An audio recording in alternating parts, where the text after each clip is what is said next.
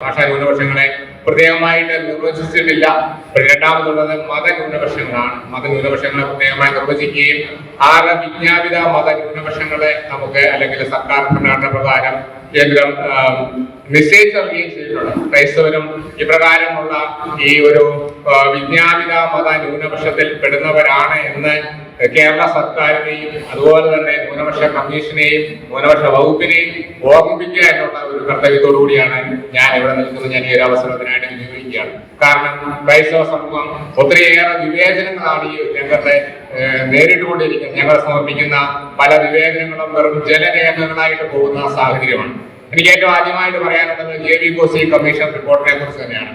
ഞങ്ങളെ ക്രൈസ്തവർ വളരെയധികം താല്പര്യത്തോടെ പങ്കെടുത്ത, വളരെയധികം പ്രതീക്ഷയോടെ കാത്തിരിക്കുന്ന ഒരു റിപ്പോർട്ടാണ് അത്. ഈ ക്രൈസ്തവ സമൂഹത്തിന്റെ എന്തുമാത്രം താല്പര്യം ഉണ്ടായെന്ന് നിങ്ങൾ അറിയണമെങ്കിൽ നിങ്ങൾ മനസ്സിലാക്കണം, 5 ലക്ഷത്തിൽ പരം നിവേദനങ്ങളാണ് JV കോസി കമ്മീഷൻ ലഭിച്ചത്. ബഹുമാനപ്പെട്ട JV കോസി അവറുകളും അദ്ദേഹത്തിന്റെ അംഗങ്ങളും വന്ധ്യവയോധികരായ വ്യക്തികളാണ്. അവരെ പ്രായാധികത്തെ അവഗണിച്ച് കേരളം മുഴുവൻ ചുറ്റി സഞ്ചരിച്ച് ധാരാളം സിറ്റികൾ നടത്തി വളരെ കഷ്ടപ്പെട്ട് 2 വർഷം കൊണ്ട് ആണ് ഈ ഒരു റിപ്പോർട്ട് അവരെ തയ്യാറാക്കിയെടുത്തത്. അതില് അംഗമായിരുന്ന ബഹുമാനപ്പെട്ട ക്രിസ്റ്റി ഫെർണാണ്ടസ് സാറ് ഈ കഴിഞ്ഞ ദിവസം അന്തരിക്കുകയും ചെയ്തു. അദ്ദേഹത്തിന്റെ ആത്മാവിന് നിത്യശാന്തി നേരുകയാണ്. അദ്ദേഹത്തിന് ഈ റിപ്പോർട്ട് വെളിച്ചം കാണുവാനായിട്ടുള്ള ഭാഗ്യം അദ്ദേഹത്തിന് ഉണ്ടായില്ല. ഇതെന്തുകൊണ്ടാണ് ഈ റിപ്പോർട്ട് സർക്കാർ പൂഴ്ത്തിവെച്ചിരിക്കുന്നത്, ഇതെന്തുകൊണ്ട് പുറത്തുവിടാനായിട്ട് തയ്യാറാകുന്നില്ല എന്നുള്ളതൊന്ന് തീർച്ചയായിട്ടും വ്യക്തമാക്കേണ്ട അവസ്ഥയാണ്. കാരണം ഞങ്ങൾക്ക് വളരെയധികം ആശങ്കയുണ്ട്. ഈ ആശങ്കയ്ക്ക് വളരെ വ്യക്തമായിട്ടുള്ള ഒരു കാരണമുണ്ട്. എന്താണെന്ന് ചോദിച്ചാല്, ഇതിനു മുമ്പിരുന്ന ന്യൂനപക്ഷ കമ്മീഷൻ 2019 എല്ലാ ജില്ലകളിലും സിറ്റിംഗുകൾ നടത്തി, ക്രൈസ്തവർക്ക് വേണ്ടി പ്രത്യേക സിറ്റിംഗുകൾ നടത്തി, ഞങ്ങളെയൊക്കെ ധാരാളം കേട്ട് നല്ലൊരു റിപ്പോർട്ടൊക്കെ തയ്യാറാക്കി. ആ റിപ്പോർട്ടിന് ഇപ്പോൾ 5 വർഷമായിട്ടും എവിടെയാണ് എന്ന് ഞങ്ങൾക്കാർക്കും അറിയത്തില്ല. ഒരുപക്ഷെ നിങ്ങളുടെ ഓഫീസിലെ അലമാരയുടെ അടിയിലെങ്കിലും കാണുമായിരിക്കും. നോക്കുന്നത് നല്ലതായിരിക്കും. ഇത് തന്നെ ആയിരിക്കും JV കോസി കമ്മീഷൻ റിപ്പോർട്ടിനും സംഭവിക്കുക എന്ന് സർക്കാർ ഉന്നതതലത്തിലുള്ള പലരും തന്നെ ഞങ്ങളോട് പറയുന്നുണ്ട്. അതുകൊണ്ട് തന്നെ ഞങ്ങൾക്ക് വളരെയധികം ആശങ്കയുണ്ട്. 8 മാസമായിട്ടും ഈ ഒരു റിപ്പോർട്ട് എന്തുകൊണ്ടാണ് പുറത്തുവിടാത്തതെന്നുള്ളത്. ഇതുപോലെ തന്നെ അനേകം വിഷമങ്ങളെ ക്രൈസ്തവ സമൂഹത്തെ സംബന്ധിച്ചുണ്ട്. കാരണം ഇവിടെ പല ന്യൂനപക്ഷ പദ്ധതികളും സ്കോളർഷിപ്പുകളും കൊടുത്തുകൊണ്ടിരുന്നത് 80-20 എന്നുള്ള അനീതിപരമായിട്ടുള്ള ഒരു മാനദണ്ഡത്തിലാണ്. എന്നാൽ അതിനെതിരെ ഞങ്ങൾ ഹൈക്കോടതിയിൽ കേസിന് പോയി. കോടതി ഞങ്ങളുടെ ഭാഗത്താണ് നീതി എന്ന് മനസ്സിലാക്കി അത് ജനസംഖ്യാനുപാതികമായിട്ട് നൽകുവാനായിട്ട് വിധി പ്രഖ്യാപിച്ചു.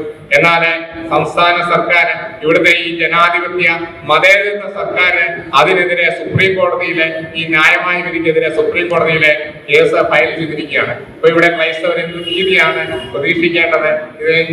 മുന്നിക്ക് മുമ്പ് പ്രസ്താവിച്ച അച്ഛൻ പലപ്പോഴും സംതൃപ്തി രേഖപ്പെടുത്തുകയുണ്ടായി. പക്ഷെ എനിക്ക് വിഷയങ്ങളുടെ ആഴങ്ങളിലേക്ക് പോകുമ്പോൾ എനിക്ക് യാതൊരു സംതൃപ്തിയും രേഖപ്പെടുത്താനായിട്ട് സാധിക്കുന്നില്ല.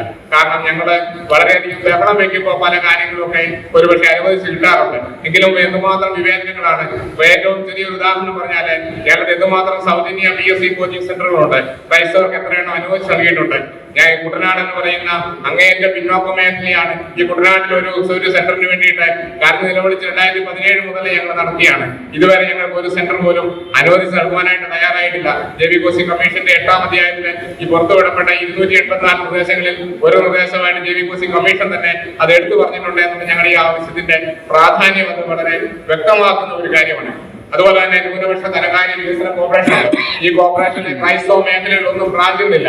ഞങ്ങൾ പോകണമെങ്കിൽ തിരുവനന്തപുരത്ത് പോകണം, അല്ലെങ്കിൽ എറണാകുളത്ത് പോകണം. ഇവിടെ കോട്ടയത്തോ ഇടുക്കിയിലോ അല്ലെങ്കിൽ തൃശ്ശൂർ ക്രൈസ്തവ മേഖലകളിൽ ഒരിടത്തും ഈ ഒരു കോർപ്പറേഷന് ബ്രാഞ്ചുകളില്ല. അതുപോലെ തന്നെ ജനവികാസ് കാര്യക്രമത്തെ കുറിച്ച് MP ഇവിടെ സംസാരിക്കുകയുണ്ടായി. ഈ ഏതെങ്കിലും ഒരു ക്രൈസ്തവ മേഖലയിൽ ഈ ജനവികാസ് കാര്യക്രമ പദ്ധതി കൃത്യമായിട്ട് നടപ്പാക്കിയിട്ടുണ്ടോ എന്നുള്ളത് ഒന്ന് വ്യക്തമാക്കേണ്ട കമ്മീഷൻ തീർച്ചയായിട്ടും ഒരു ബാധ്യതയുണ്ട്. ഇന്നലത്തെ പത്രത്തിൽ ഒരു വാർത്ത ഉണ്ടായിരുന്നു. സംസ്ഥാന പുതിയ ഉന്നത വിദ്യാഭ്യാസ അക്കാദമി ന്യൂനപക്ഷ കമ്മീഷന്റെ ആഭിമുഖ്യത്തിൽ ആരംഭിക്കുകയാണ്. ഈ ഉന്നത വിദ്യാഭ്യാസ കമ്മീഷന്റെ അല്ലെങ്കിൽ ഈ ഒരു അക്കാദമിക്ക് വേണ്ടിയിട്ട് സ്ഥലം അന്വേഷിക്കുന്നത് എവിടെയാണ്? സ്ഥലം അന്വേഷിക്കുന്നത് കോഴിക്കോടും മലപ്പുറത്തുമാണ്. എന്തുകൊണ്ട് ഒരു അക്കാദമി കൂടി ഇവിടെ കോട്ടയത്തോ എറണാകുളത്തോ ആലപ്പുഴയിലോ ഈ തിരുവനന്തപുരത്തോ ഈ പ്രദേശത്ത് ഒരു അക്കാദമി കൂടെ തുടങ്ങുവാനായിട്ട് എന്തുകൊണ്ട് ന്യൂനപക്ഷ ക്ഷേമ വകുപ്പിന് അല്ലെങ്കിൽ കമ്മീഷന് സാധിക്കുന്നില്ല? അന്വേഷിക്കുമ്പോൾ പലപ്പോഴും മുമ്പ് കിട്ടിയുള്ള മറുപടികൾ തന്നെയാകും ഇതിന് തരാനായിട്ടുള്ളത്. ഇതിനൊന്നും ഫണ്ടില്ല എന്നുള്ള ഒരു മറുപടി ആയിരിക്കും പലപ്പോഴും ലഭിക്കാനായിട്ടുള്ളത്.